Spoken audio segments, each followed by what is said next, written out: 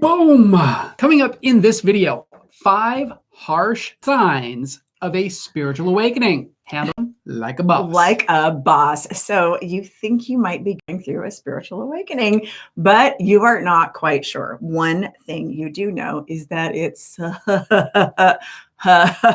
right now. That sucks bad. That was extra. I'm usually extra, but today you're extra. Just so being extra. Your life has been triggered by something, and you are staring down the barrel of, I need a new life. Triggered. I don't belong here, but I have no idea what that looks like. You don't have to go home, but you can't stay here. Closing time, last call. The good news here is that that is totally normal. There are many spiritual awakening signs. These can be emotional, mental, physical, psychological, and yeah, some of them suck. Okay, the bad news is that there is no way around them. Spoiler alert. They are a necessary but sometimes unpleasant part of the process. But the even better news is that there are things that you can do that will lessen the suck. And that's exactly what we're going to be talking about in this video. That's my life goal. My life goal is to suck less. I am Heather. And I'm David. Confession. And we are from sunrosegarden.com. Today, we are going to talk about 5 of which there are many, right? Many signs. We're talking about 5. 5 of them are harsh signs of spiritual awakening, not the cool ones, like the cool ones like I just got back from my yoga retreat in Thailand where I had an amazing mushroom trip. I pondered the meaning of life. I did a drum circle with my soul tribe. And now I can see auras and always know exactly when my Uber is arriving without even having to look at my app. Those kinds of signs. I think he's still on those mushrooms, but those are not the signs that you are looking for. This is not your sign. This is not your sign. It doesn't look like that. We're talking about my life kind of seriously changed kind of signs. These are the unmistakable signs that usually last for an extended period of time. Not forever, but a little longer than normal. So they make you understand Murphy's Law. The seriously, can I ever get a break law? That was my life for several years in a row. These are bigger than just a few bad days or a stroke of bad luck kind of days. We're talking about my entire life is literally falling apart in every possible way imaginable. And just when I think it's done, it falls apart some more kind of signs. He's not dramatic at all. So it's, okay, so let me put it another way. It's the, oh, shiznit, I totally took a wrong turn off the freeway, ran out of gas, and landed in a parallel universe called a really bad neighborhood where cannibals live that eat people who accidentally took a wrong turn off the freeway and ran out of gas. Those kind of signs. Just to put it another way so you understand. Yes. Ready? Here we go. Here we go. Number 1, you feel as though your life is not yours. It does not belong to you. I've had several of those moments. As we go through these, let us know if you've experienced that one. So Oscar Wilde said, most people are other people. Their thoughts are someone else's opinions. Their lives are a mimicry and their passions are a quotation. Like, do you even exist? Can you say #identity crisis? Like that quote kind of hit me here. Like, guilty as charged. I've been there. Everything you have believed, everything you have built, everything you have worked for seems to be someone else's idea of your ideal life. You ever felt like this? So it's a great life. It looks really great on paper, but it suddenly seems to be the worst possible idea anyone could ever come up with in the entire history of worst possible ideas ever. Wow. I'm sorry, but wow. I've been down that alley, dark alley. That was wow. I probably saw some of you in that dark alley. I've been in that alley too. Too bad I didn't see you. Maybe not that alley. We would have had fun. Anyway, it's like that moment in The Truman Show when Jim Carrey runs into the edge of the TV set with his boat and realizes that the ocean is really a giant swimming pool. It's like that Twilight Zone horror moment when you are thrust. I felt like I wanted to do a thrust movement. When you are thrust into the awareness that your life doesn't just feel like it isn't yours, it really isn't yours. Jim Carrey, do you even exist? Just saying, you no longer feel like yourself. In fact, you might not really even know what you feel like. So you feel like an actor in a play where you never got a chance to read the script. Like none of it feels enjoyable at all. It is that eye-popping, deer in the headlights moment when you realize you've been faking a lifegasm all this time and you just can't fake it anymore. Isn't it funny who got the faking lifegasm line? I feel like the girl should do the faking. Okay, do it. Like, no, I'm not. Okay. I'm not faking it. Thank God. Here is one solution. Basically, reframe it, right? Because you got to take the time to do your inner work and understand that not knowing who you are or what you feel like is an important part of the process, and it's totally okay. It absolutely is. Not knowing actually gives you the opportunity to ask questions. You can start with figuring out what you don't want anymore. Then you can move into what you do want instead. Knowing what you don't want is just as important, right? So remember that this is a process, so you don't have to figure it all out right away. Nope. Give yourself some time to think and to process what feels right for you. Like you don't have to do all the things all at once, like yoga retreat in Thailand, drum circle, mushroom trip, seek for the twin flame. Don't do it all at once. You'll drive yourself. Aside from the twin flame part, that actually sounds kind of fun. Yeah, I don't know. Sign number 2. You realize that a lot of what you were taught is a lie. It's a lie. Emoji tears, emoji tears, emoji tears. Or at the very least, it isn't your truth. Who knows what we're talking about? I was a little dramatic, I admit. I just posted a meme about this one that said tradition is peer pressure from dead people. End quote. So the curtain has been lifted, right? And you start to realize that many of those beliefs and feelings and values are not actually yours, which is why they eventually didn't hold up in court. Okay. Yep, not for you. So these values, these feelings, these rules, these are other people's ideals, or they were inherited from society, who inherited them from someone else, who inherited them from someone else, who... You get the picture. Or you didn't. Suddenly it seems ridiculous and you wonder why nobody else sees it. It's part of the awakening process, right? It's so blatantly obvious to you. Speaking of outdated beliefs and things that just don't work anymore, you can let go of the lies and replace them with something better. It is possible. So just because you were taught one thing and kept doing the thing, doesn't mean it's the right thing for you. So think about this solution. So actively practicing forgiveness. Okay, this is tough this is a tough step. Actively practicing forgiveness for yourself, for buying all the things, for buying the things, and those that loved you into being the best that they could despite their flaws, right? Right. So if you see things differently, and you're going to because that's part of getting woke, right? That's okay. Realize that they have their journey and you have yours. And there really is no need to make them see the way that you do. That can be a waste of your energy. But you can respectfully understand each other. Do you respectfully understand what I'm saying? Respectfully? Most of the time I respectfully understand, David. Hashtag dead. Sign number 3. You want to throw everything away and purge your life. The organizing queen of Netflix, Marie Kondo, would be so proud of your life-changing magic of tidying up when you hit this phase. Everything goes, right? And I mean everything. That's really interesting. So basically, toxic people gotta go. Those old 80s sweaters, bye-bye. That How to Be the Perfect Wife Handbook by Felicia. Hello, Prosecco. Did you even have that? What? I don't even... How to Be a Perfect Wife Handbook? Yeah, my mom had one in her library. It's the Emily Post How to Be a Proper... Emily Post child. Anyway, you suddenly feel weighed down by everything. Nothing is safe.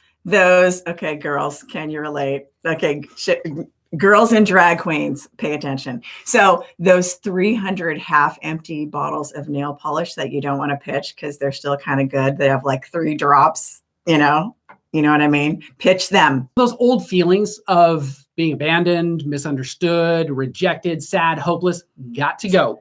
Get your hair did or shave it all off. You can do that too. Do full Natalie Portman. Just do all of it. Do all the things. So you need to simplify and declutter your life. It's not just a desire to purge. It is a deep, unshakable need to get your shit together. So dramatic. Or get rid of your shit, basically. Get your shit together out there.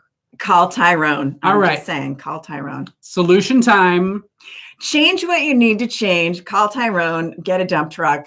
Relocate. Pierce your nose. Give away your rubber band collection. All the things.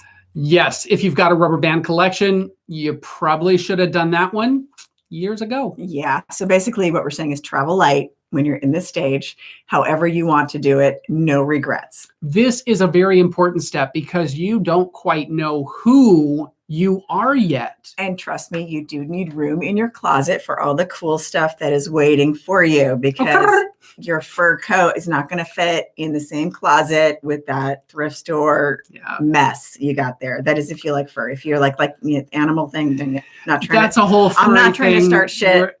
I'm just, it's a metaphor. It's a thing. It's just not my thing. It's a metaphor. Is what I'm trying to say. No, furry's a real thing. It's just not my thing. All right. I didn't say furries. It's a fur coat. Like if you're into furries, it can be a glamorous fake fur. I'm just saying, get rid of the Payless shoe store shit and get you some Jimmy Choo and Prada. That's what I'm saying. That's a little bit more politically okay. Jimmy Choo's on Prada. Just saying. Skirt. All right. So tip number 4 or sign number 4. People talk about dumb things and your brain hurts. It hurts. This is my favorite one because dumb things are relative, right? I mean, we can be dumb right now. So basically, you develop an overnight allergy to small talk. Achoo! So when you talk to people, you feel, raise your hand if you felt this, you feel like you are watching them from another room. Like, what the fuck you saying? Like, what the actual fuck are you saying? And we're talking about meaningless gossip and how's the weather kind of things. And like, the only response you seem to have is, who cares? Because you certainly don't, not about that stuff. You want to talk about passion. You want to talk about emotions, the meaning of life and the soul. And everybody else seems to want to talk about the price of gas. Well, unless the thing that's attached to talking about the price of gas is like really super hot, then you can probably hang out. Hey, have you heard about the price of gas? Like, it's going up. Like, you are so cute right now with your price of gas thing. Hey, what kind of car do you drive? Is it in the parking lot? my face doesn't like being polite with those convos. Yeah. Like, why are you looking at my car keys? Okay, so you suddenly realize that very few people are comfortable talking about passion, emotions, the meaning of life, and the ultimate journey of the soul through time. You are at a crossroads because you've come to the awareness that these topics about the soul and everything like that may be the only things that really matter, at least to you. Ain't nobody got time to waste on BS. Oh, well, because the price of gas, is taking up way too much operating power in the majority of people's gray matter, right? Right. Am I right? Hashtag wasted resources. Hashtag Heather story time. So my mom gave me some of the most brilliant little nuggets of wisdom when she was alive. And when I was growing up and like starting to use makeup and I was like 12, when getting girls, all purdy and dolled girls up. are like, I gotta like, ooh, boys. There's a thing and it's boys. I gotta ooh boys. I gotta ooh boys. So I'm learning about makeup. And my mom took me aside. She's like, look, honey, in life, learn to use your brain. She goes, because your looks only last the first 5 minutes. They get you in the door, but then you got to talk about stuff. So that was like, I took that to heart because I'm like, okay, your looks are important. But she was like, do your makeup, do your hair, do whatever you need to do, leave the house. Don't worry about it because then it's all you. Yep. So she kind of like hammered into my brain about small talk, about Deeper talk. Using your brain. Using your brain. Because the beauty only lasts the first 5 minutes. Well, I beauty think it lasts lasts the whole longer. conversation. She didn't say the beauty lasts. She says your looks get you in the door. They count for the first 5 minutes. And then if you can't hold your own, then you're like, oh, then you're the one that the guy's looking at, or whoever, or the boss that wants to hire you, going, you're pretty. You're just cute. And like Becky says, this will be better for both of us if you stop talking. I just can't with you, Beck.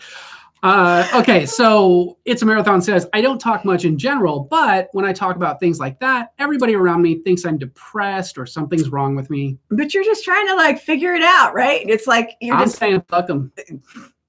Can I even say that? You could if you want. I think so, because I just did. What context? But really, anyway, in conversations, basically what we're saying is you feel restless, maybe even a little irritated by small talk, which isn't a good place to be. We don't want you to stay there. You do your best to smile politely on the outside, even though it's really hard to keep your face.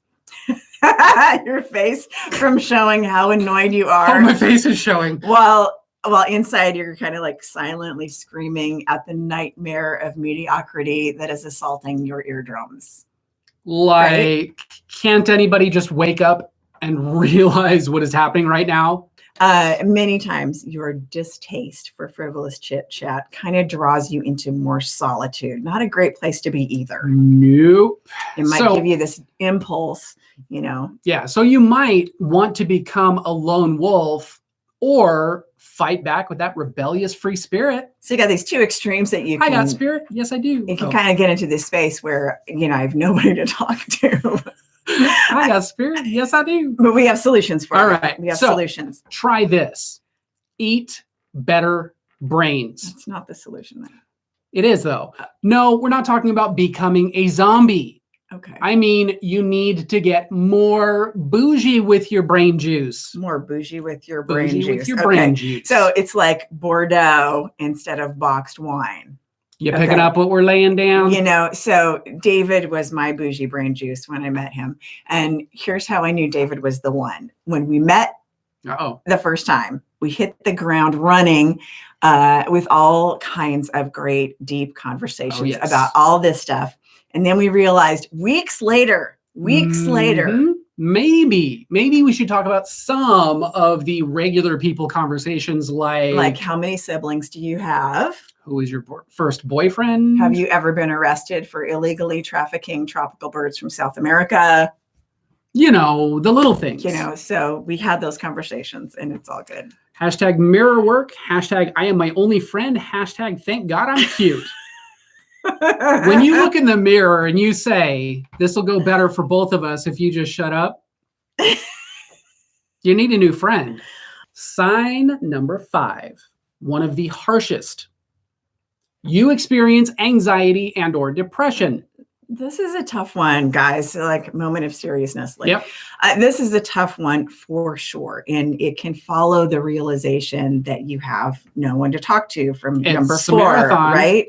So you might have gone through this. Everybody talks about stupid things and my brain hurts. So I'm just going to go hide. And that can lead to anxiety and depression. So you might be going through deep, dark periods of existential crisis, depression, or low grade to high grade anxiety, depending on how much of your old stuff is coming to the surface. Right. And the shock of that deep dive that you just took into the icy waters of awakening. The icy waters of awakening has left you with this adrenaline rush of what just happened, along with a very certain now what feeling. So this is a really unstable place. And this is why we're getting more serious. Yes. Serious voice. So sometimes this space can be misdiagnosed by other people as mental illness. But here's the thing. This is a space where you need to actively do something about it. The first impulse is to isolate, of course, because you are afraid on some level. Yeah. But we're calling on you to be a little bit more brave and start to break through that comfort zone. You do not want to get stuck there. So isolating for periods is certainly needed. okay, Right. for creating inner peace and stabilizing emotions. We all need our little quiet, private timeouts. I need those with my glass of Bordeaux and chocolate. And it's good to have alone time in our lives, right? Right. It's good to have positive social connection, because positive social connection can literally lift anxiety and depression. So it's good to have the alone time in our lives, but the positive social connection can literally lift that anxiety. And at first, it's going to be a little awkward. It's going to be feeling like you're pressuring yourself and pushing yourself out. Yes, you are, because you have to be actively engaged in doing something about it. The danger of using isolation as a total escape or a long-term solution is that the probability of distorting reality and losing yourself to a permanent state of unstable is very high. So don't give in. Don't give in. Never battle, never settle. Call the small talk hotline, whatever you got to do. So the mind, when left alone with unresolved emotional pain, which is coming up because you're awakening, can spin out and create all sorts of distorted realities that you may start to see as real to protect you from feeling the negative emotions, right? So you have awakened and you're starting to see with fresh eyes, but you're also seeing the pain, all the pain that you've been holding in, but you have to create a way to move in it. Move in it. Move into pain. Gotta move into pain. If you sit in it, the same thing is going to happen that happens with standing water. It becomes stagnant, toxic water. If you move, you're going to continue to enliven that water with fresh oxygen, fresh movement. Anything moving starts to create life. Anything holding still starts to create death. I'm just over here having a side conversation in my head because David pulled out the chicken from Bedhead Diaries. Oh boy. He was like, I don't know if anybody here knows Bedhead Diaries. If anybody remembers the chicken from Bedhead Diaries, please say so in the comments. But what does that look like? So there are many ways to combat anxiety and depression, but a simple solution, like I said before, is to seek conversations and expose yourself to as many new ideas and ranges of people as possible and feed your brain. Hashtag bougie brain juice, right? Otherwise, the unknown becomes overwhelming and it becomes harder to shake the negative emotions over time. Stop digging the ditch. Stop digging the ditch. Exactly. You're building that rut. Get out of it. Drop the toxic negative conversations, of course. But even if you haven't found the right people to have those most stimulating conversations yet, don't give up. Keep having conversations. Keep stirring your water like toil and trouble. I was thinking like Bob Marley, stir it up. I think I like yours better. I was in Jamaica. Anyway, so what are your solutions here? What are some ways that you can think of to connect with people when you're in this space? Drop those in the comments. Yes. How would you break out of this depression that kind of seeps in and starts to eat at your soul? What would you do? So one of the ways that we like to do this is by going to our various Las Vegas happy hours. And it doesn't have to be a happy hour with alcohol, though that can always make it more fun, especially if you've got an Irishman with you. So a lot of restaurants, even Starbucks, has a happy hour. Yep. The point here is to connect and to love people where they are. Because all people are really beautiful, even if they seem really simple or not that bright. But you got to get out of yourself to start opening up to other people. Okay. And that's why this starts to work. So ask other people questions like where they grew up, what are they passionate about? Because sometimes, and you never know when, small talk can lead to deeper talk, even with complete strangers. And the thing is, it's really, where David said, be willing to open up to other people, but get other people to open up to you. Yeah. Be willing to follow the conversation where it goes. Because when you do find out about other people and they have a chance to talk about what makes them excited, that passion and happiness is contagious and reciprocal, which means it affects you when you go back and forth, and it just raises everybody's vibe, right? Raise the vibe. Raise the vibe. Oh, Ginger. Thank God. Bedhead Chicken says. Okay. All right. So not only do you have the advantages of the dopamine that comes from positive social interaction, You have that advantage of your brain being fed with fresh, new oxygenated yep, water. Did I say oxygenated, oxygenated jaded water. It's jaded. Oxygenated. Full of oxygen, water, yummy, good. Water with oxygen. Had amazing talk with a stranger. Yes. Hookah lounges are also my friend. Absolutely. Cheryl says, breakout. Join a ZRG live chat. Yo. Also, random acts of kindness, small ones helped lots. You guys are having amazing ideas. Hang out at my local metaphysical shop. I spent a lot of time drinking tea with the old ladies. All in love. Awesome. They're all in love with you, right? All those old ladies. Probably. They got probably all in love. Not for everybody, but my BDSM fam helped lots, gave me good reasons to rage and cry. It was so cathartic. Nice. All right, that's one way to do it. Very serious note, that isolation, loss of perspective, and toxicity is a key characteristic of PTSD sufferers as well. Yes, and the same solution applies. Create ways to get out and be a little bit more social. Okay. And it's like I said, it's going to feel like a chore. It's going to feel like a job at first, but doing that over time will help you to get out of that darkness. And I'll tell you what, too, is that when I kind of change my perspective on it, small talk, the people I choose to hang out with the most, we have deep conversations all the time. But we also have moments where we talk shit and we talk about stupid things.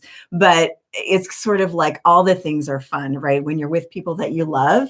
And I think also that changing my outlook on it when I am with people that are just making small talk, it's kind of joining the conversation that's going on in their head. And it's a lot more interesting for me. And so I'm not as irritated with that as I once was when I was going through the awakening. So once you go through all of the tough parts of the awakening, you might find that you're not irritated by small talk anymore. You're looking at people at how interesting they are and where they come to meet you and you meet them. Yeah. And then you got somewhere to go rather than going, no, they don't understand. Right. So it's Marathon says, it's great what you guys do. This channel is my only way to listen and talk about things that actually matter to me. I enjoy the company of others, but the small talk is a killer. So in general, here is how to smash these 5 tough signs of spiritual awakening. Do your inner work. Practice some radical self-acceptance. Actively practice forgiveness of yourself and those that have loved you into being the best they could despite their flaws. Have the courage to move through the icky stuff. Laugh a lot. And lastly, laugh a lot. And lastly, just call me Sir Laugh a Lot. Well, I feel like that should be like a big rapper, Sir Laugh a Lot. Okay. And lastly, go to happy hour, whatever that means to you. Yes. Right. So not every conversation has to be deep on your terms. Just connecting in a positive way with others can go a long way to creating moments of happiness and connection until you can get to those deeper connections that will fill you up. They will come, but you have to keep moving forward. So guys, this has been #dead. This has been so much fun. This has been a lot of fun. It's been a lot of fun. A lot of fun. So Lisa says, I keep smelling burning sage when there's none burning, like now. Yeah, it's because it's in our fireplace. He's signing up for the gummies, I think. You guys selling gummies on our chat? What's going on? So. All right, Sage and Palo Santo going here. Who's remote smelling sage? Who's everybody? That? Lisa says she smells the burning sage. Yeah. We got 2 people in here burning sage. She remote smelled.